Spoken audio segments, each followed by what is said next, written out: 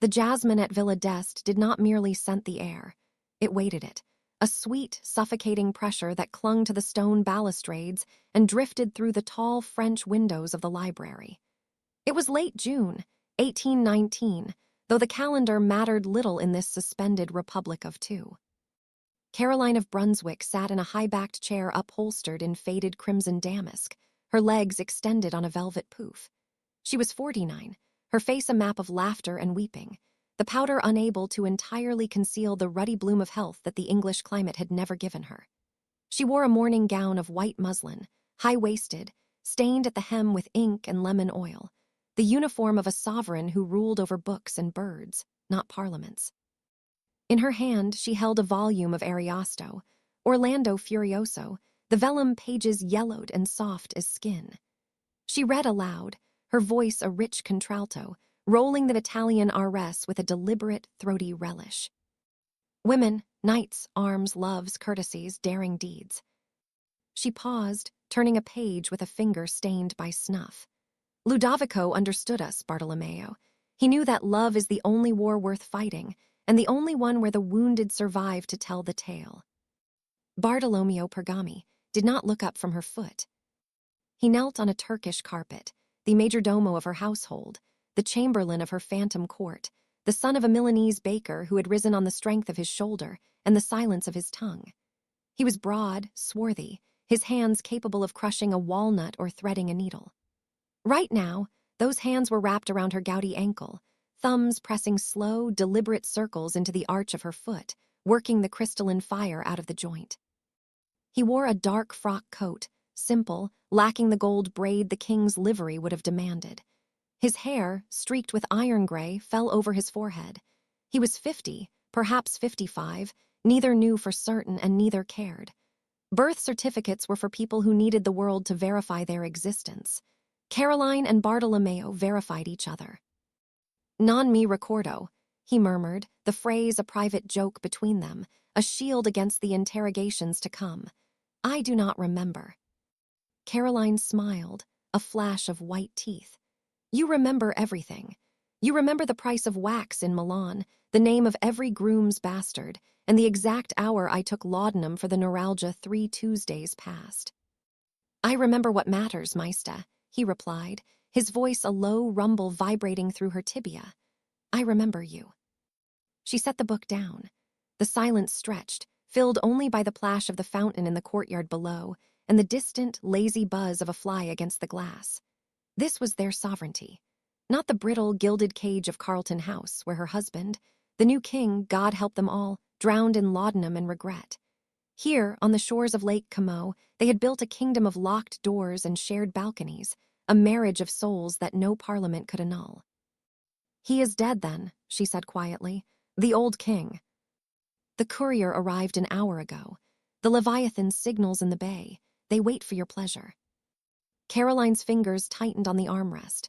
George III, the mad tyrant who had been a father to her in name only. His death changed nothing and everything. The regent, George Roman IV now, the thought tasted of copper and perfume, was free to crown himself, free to erase her. Bring the letter, she commanded. A servant appeared, silver salver trembling in his hand.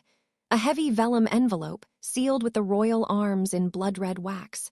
The great seal, not the prince's private crest. The state. Caroline broke the seal with a silver knife. The paper was thick, watermarked. The handwriting was not the king's scrawl. He could not bear to touch the quill when it concerned her, but the precise, spidery script of Lord Liverpool, the Prime Minister. Madam, His Majesty commands me to signify his royal pleasure. In consideration of your rank and the late king's memory, His Majesty offers an annual allowance of £50,000, secured upon the civil list, contingent upon your immediate renunciation of all rights, titles, and pretensions appertaining to the crown of the United Kingdom. You are to remain resident upon the continent. A refusal will necessitate the introduction of a bill of pains and penalties in Parliament to dissolve your marriage and degrade you from your station. The ink was barely dry. The threat was clinical, surgical, erasure. That was the word Brougham would use later, a legislative divorce. Caroline read it once, Twice. The jasmine scent seemed to curdle, turning cloying, funereal. She looked at Pergami. He had risen, wiping his hands on a linen cloth, his face impassive. The soldier waiting for orders. 50,000 pounds, she said, her voice devoid of inflection. To buy my silence, to buy my absence from his coronation. It is a generous pension for a discarded mistress, Pergami said, the insult deliberate, a blade slid between ribs. But you are not a mistress, Carolina. You are the queen. She stood up, the muslin brushing the floor. She walked to the fireplace, absurd in June, but the evenings were damp, and held the letter to the dying embers of the morning fire. The vellum curled, blackened, caught. The flame raced up the edges, consuming Liverpool's spidery script, the royal seal melting into a blob of red wax that dripped onto the hearth rug. I am the king's wife, she said, watching the ash float upward, gray ghosts in the sunlight. I will be queen in England, or I will be nothing in hell. Then we sail on the tide, Pergami said.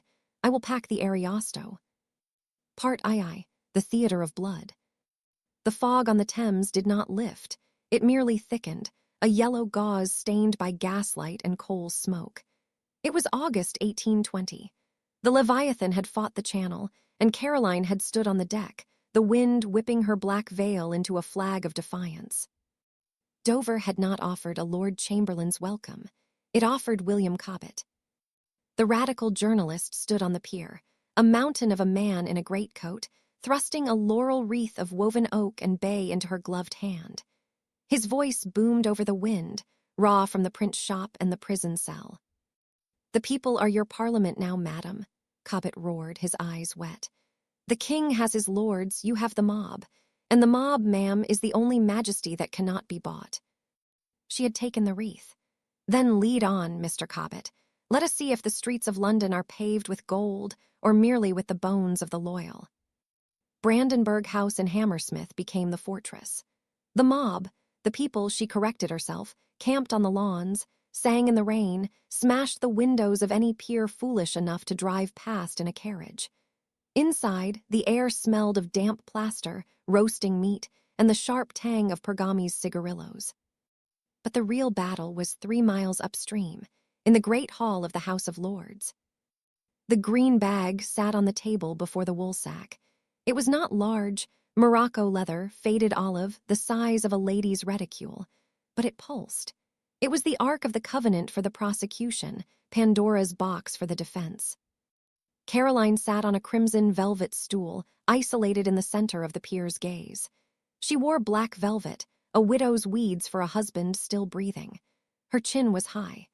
Beside the bar, Pergami stood, not in the dock, but beside her counsel, Henry Brougham. A calculated insult to the king, the accused lover treated as a gentleman. The galleries were crammed. Ladies in satin fanned themselves with programs listing the witnesses like a race guard. Reporters scribbled in shorthand, the scratch of steel nibs a constant susurrus. Gaslight hissed from the chandeliers, casting long, dancing shadows of the bishops on the crimson walls. Sir Robert Gifford, the Attorney General, rose. He was a statue in silk and ermine, cold, precise. He did not shout. He did not need to. My lords, he began, his voice carrying the terrifying clarity of a surgeon describing a necessary amputation. You are not here to judge a private domestic quarrel. You are here to judge the security of the crown. The evidence in this green bag, depositions taken under oath in Milan, Bologna, Venice, reveals a course of conduct so flagrant, so utterly devoid of feminine decorum, that the sacred bond of marriage is dissolved not by this bill, but by the Queen's own hand. He untied the tapes. He pulled out the first sheaf of papers. Theodore Majaki, Gifford read. Courier, valet, the Queen's constant shadow. A small, weasel-faced man was led to the bar. He wore a threadbare coat, his eyes darting. He clutched his hat. Signor Majaki, Gifford said, gentle as a confessor. Did you sleep in the Queen's bedchamber at the Villa d'Este? Non mi ricordo, Majaki squeaked. Did you see Signor Pergami enter the Queen's bedchamber at night? Non mi ricordo. Did you see him leave in the morning, wearing the Queen's nightcap? Non mi ricordo. A murmur ran through the hall. Non mi ricordo, I do not remember. The phrase caught the gaslight.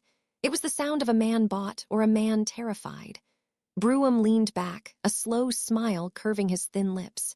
He wore no wig, his own dark hair wild, his eyes burning. Signor Majocchi, Brewham said, rising. His voice was a whip.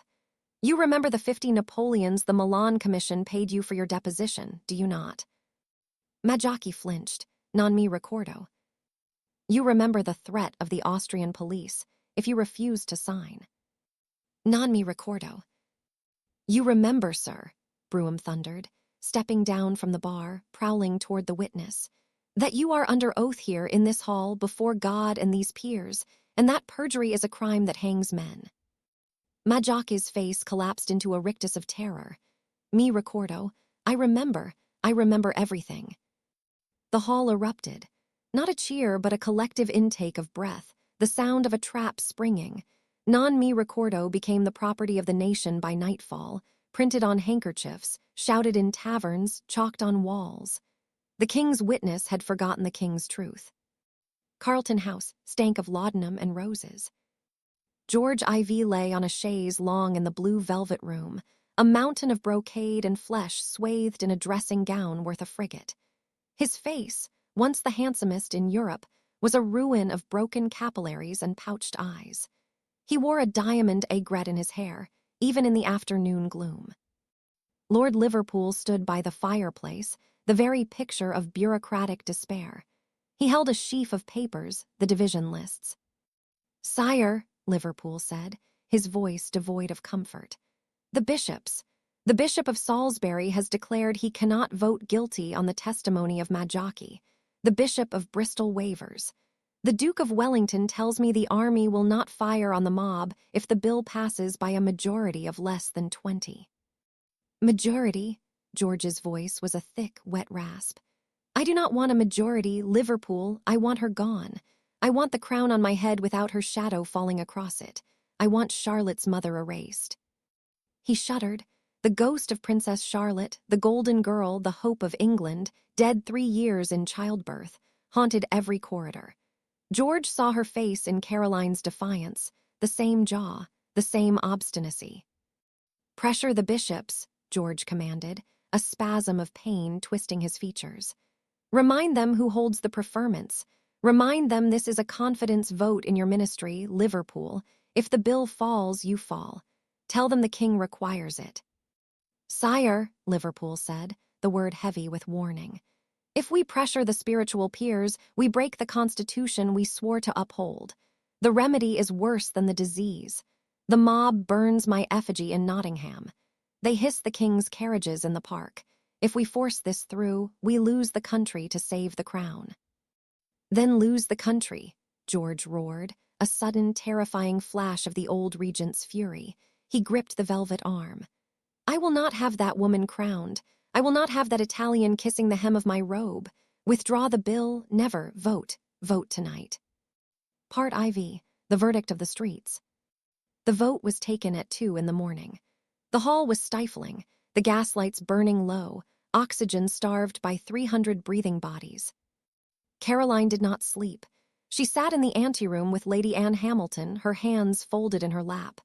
Pergami paced the carpet, a caged lion. Brewham came and went, his face grim. The Count, my lord, she asked as the door opened. Brewham wiped sweat from his brow. Contents, guilty, 123. Not contents, not guilty, 95. A majority of 28. 28, she repeated. Enough to pass the bill. Technically, ma'am, technically.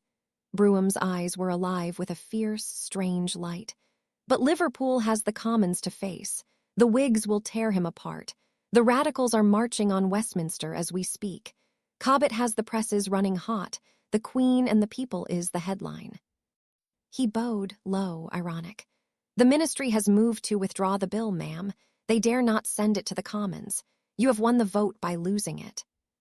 Caroline exhaled, a long, shuddering breath that seemed to come from the very bottom of her shoes. She looked at Pergami. He stopped pacing. He looked at her, mi ricordo, his eyes said, I remember everything. I remember you. They withdraw it, she asked, her voice steadier than she felt. They withdraw it, Brougham confirmed. The bill is dead. The Queen remains Queen. The news hit the hall like a physical blow. The peers stumbled out into the dawn, pale, shaken. But outside, the dawn was shattered. The streets of London were not sleeping. From Westminster Bridge to Hyde Park, the mob, the people, had waited all night. Torches turned the yellow fog into a river of fire. The roar was not human, it was tectonic. The Queen, the injured Queen. Caroline's carriage waited in the courtyard. She stepped down, the black velvet heavy on her shoulders. Pergami offered his hand. She took it, her fingers locking tight around his wrist. They did not ride. The crowd surged forward, a wave of rough cloth and upraised faces. Hands seized the traces. The horses were unhitched with surprising gentleness, led away by grooms who cheered. Ropes were passed, shoulders braced. Draw. Pull, lads, pull for the Queen, a voice screamed, a costermonger, perhaps, or a weaver from Spitalfields. And they pulled. Caroline sat back in the cushions as the carriage lurched forward, moving at a walking pace through the inferno of noise. Pergami stood on the step, one hand on the door, the other raised in a salute that was half benediction, half defiance. He wore no uniform, just the dark coat, but he looked more royal than any peer she had left behind in the hall. She leaned out the window. The heat of the torches scorched her face. The smell of sweat, gin, and burning tar filled her lungs. A woman thrust a baby toward her, screaming, "Bless him, ma'am, bless the Queen's baby." Caroline took the infant, dirty and squalling, and kissed its forehead. "God bless you, little subject," she whispered. "God bless you all." The laurel wreath Cobbett had given her at Dover, dry, brittle now, lay on the seat beside her. She took it up and threw it into the torrent of hands. It shattered, the leaves scattered like holy relics. Behind them, the towers of Westminster faded into the fog. Ahead, the lights of Brandenburg House blinked, a beacon in the dark. She sank back, exhausted, the adrenaline crashing into a deep, trembling weariness. Pergami climbed inside, closing the door on the roar. He knelt again, as he had in the library at Como, and took her foot in his hand. "We are home, Maista," he said softly. "The trial is over. The marriage survives. The crown survives. We survive." Caroline closed her eyes. The ghost of Charlotte seemed to flicker in the darkness behind her lids, not weeping, but smiling. "Not the marriage, Bartolomeo," she murmured, her voice drifting toward sleep. "The marriage died in 1795, but the Queen has just been born." The carriage rolled on, pulled by the people, carrying the injured Queen toward her coronation of the streets.